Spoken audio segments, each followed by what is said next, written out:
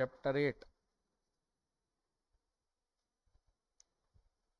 Journal.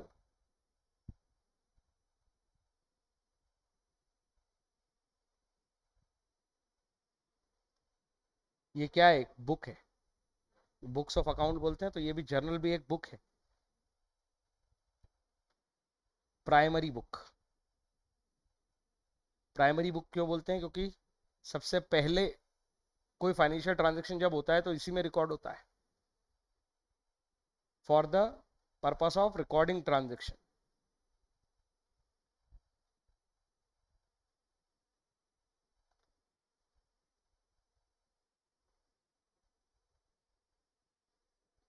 Suppose कोई goods purchase किया तो उसका बिल देखने के बाद इसी बुक में रिकॉर्ड होता है, किसी और बुक में नहीं, जर्नल में रिकॉर्ड होता है, for the purpose of recording transaction journal बनती है। जर्नल कैसी दिखती है? इसकी शक्ल दिखाता हूँ।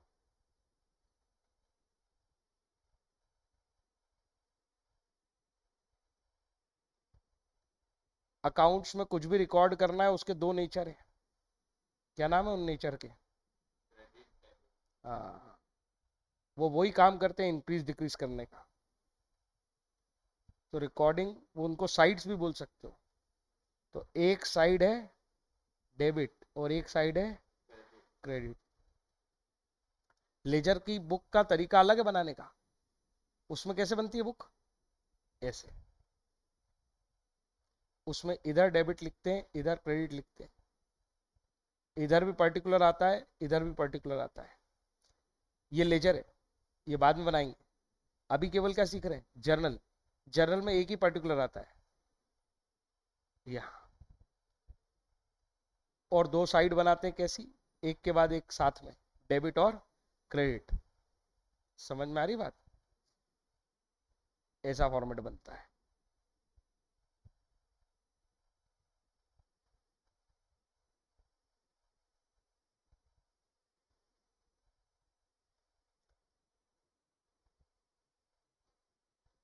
इस कॉलम का नाम है एलएफ। फुल फॉर्म है इसका लेजर फोलियो।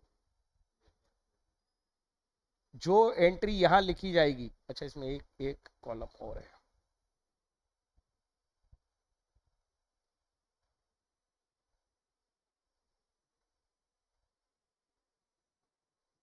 तो तुम अभी इधर उधर की बातें कर रहे थे।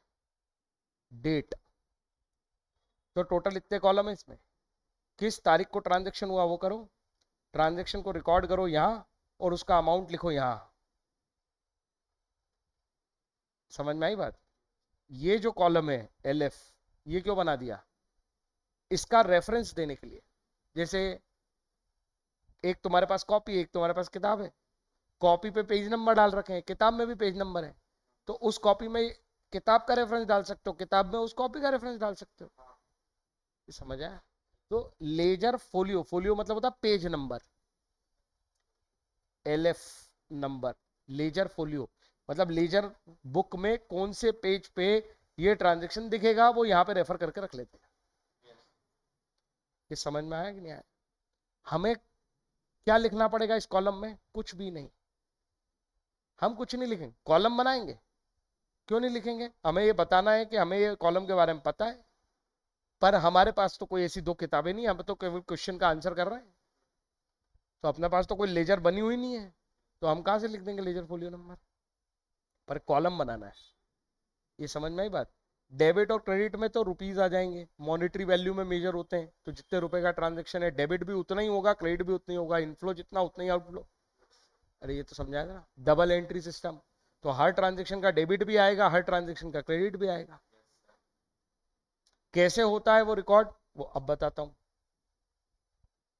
सपोज हमारी तारीख थी 1 अप्रैल, और उस दिन पहली एंट्री हुई, अमाउंट इन्वेस्टेड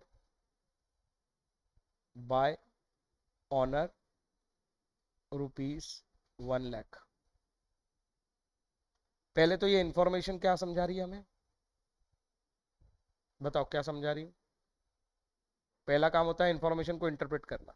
हम कौन है? बिजनेस। ये इंफॉर्मेशन से क्या समझ में आया बिजनेस को? 1 अप्रैल को अपना बिजनेस मतलब फाइनेंशियल ईयर स्टार्ट होता है।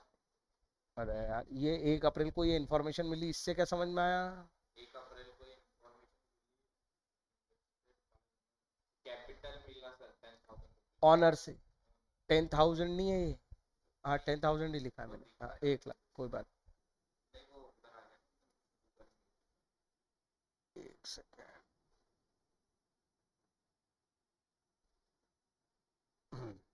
ये amount invested by owner ₹1 lakh. Owner हमें पैसे दे गया है, अपने पास पैसे आ गए हैं और ऑनर ने दिए हैं। इसमें कौन कौन से अकाउंट रिकॉग्नाइज करते हो? कैपिटल अकाउंट, ऑनर से जब भी कोई ट्रांजेक्शन होता है तो एक अकाउंट पक्का आएगा, उसका नाम है कैप। कैपिटल या ड्राइंग आता है फिर, या तो पैसे निकालता है तो लगाता है तो कैपिटल। दूसरा अकाउंट कौन सा आता है?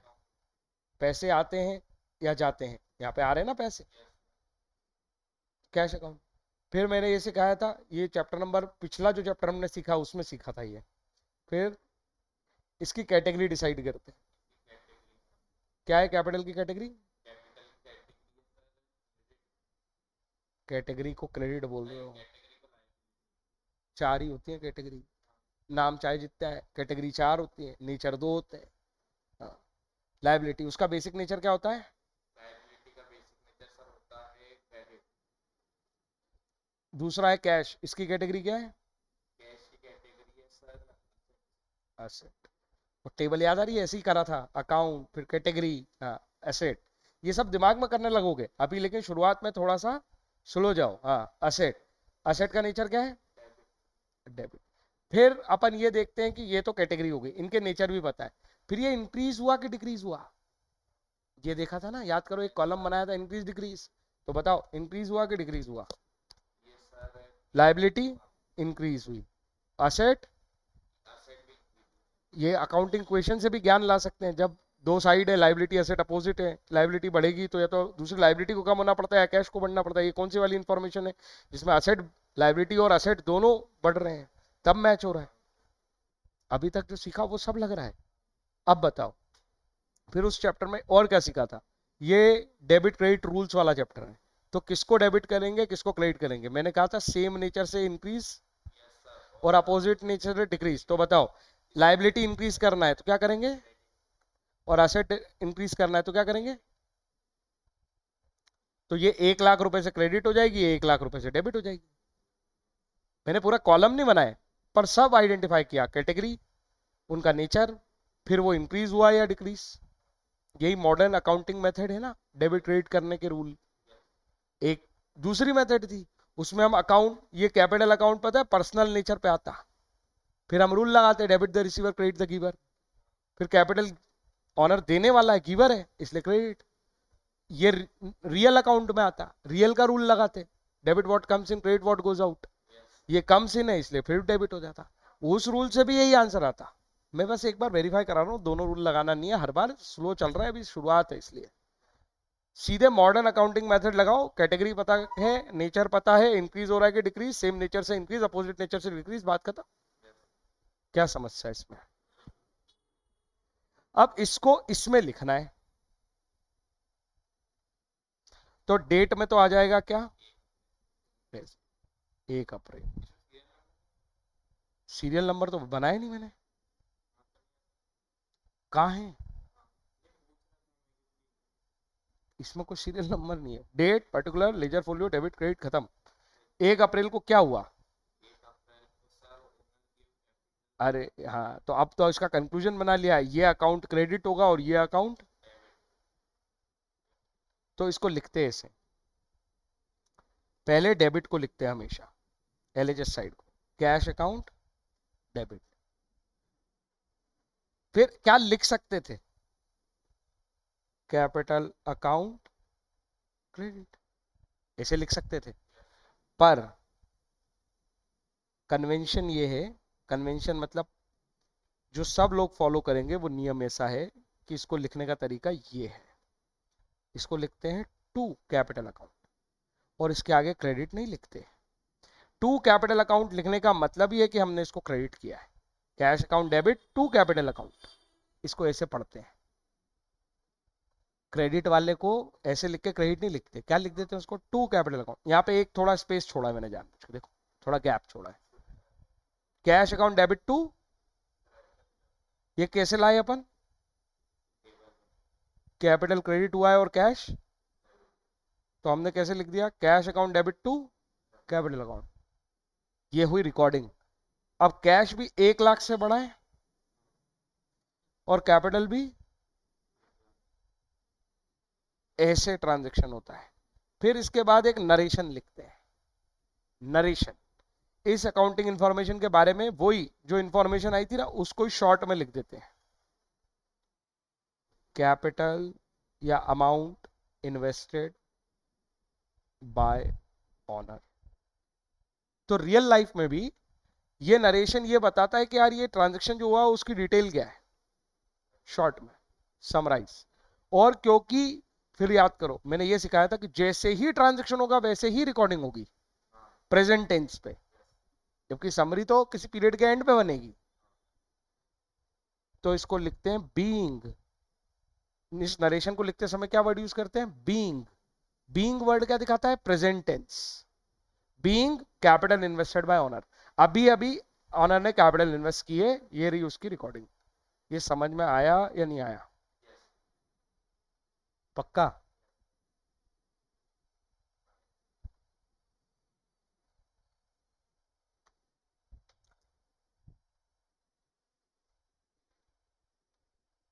तो हम अगली एंट्री देखते हैं, information, purchase office furniture. Office furniture खरीदा है, गुड्स नहीं खरीदा है। अगर गुड्स खरीदते तो परचेज अकाउंट आता, अभी कौन सा अकाउंट आएगा, फर्नीचर अकाउंट। और जब भी कैश का लेन देन होता है तो पक्का कैश अकाउंट आता है, इसलिए हम 2 अकाउंट रिकॉग्नाइज करेंगे, फर्नीचर और कैश। फिर इनकी कैटेगरी रिकॉग्नाइज सोच लेते हैं कि फर्नीचर असेट है और कैश भी असेट है। एक असेट बढ़ रही है, एक असेट कम हो रही है, सेम नेचर पे बढ़ती है, अपोजिट नेचर पे कम होती है। असेट का नेचर डेबिट है, तो इसकी एंट्री कर लेंगे, डेट लिखेंगे 2 अप्रैल, एक कॉलम बन जाएगा। फिर लिखेंगे furniture account debit to cash, ledger value छोड़ो, 5,000 और 5,000, शॉर्ट में ऐसे लिख लेंगे, ये बुक में रिप्रेजेंट हो जाएगा इस तरीके से। क्या ये बात समझ में आई या नहीं आई?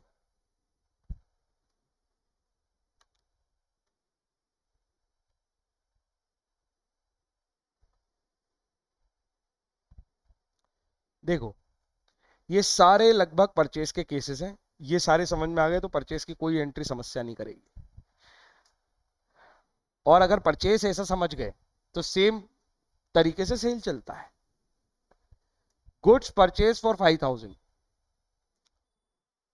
इसमें ना तो बोल रहा है कैश में खरीदा है ना क्रेडिट पे खरीदा है, इसको थोड़ी देर के लिए रोक दो, है ना, मैं इसको समझाऊंगा।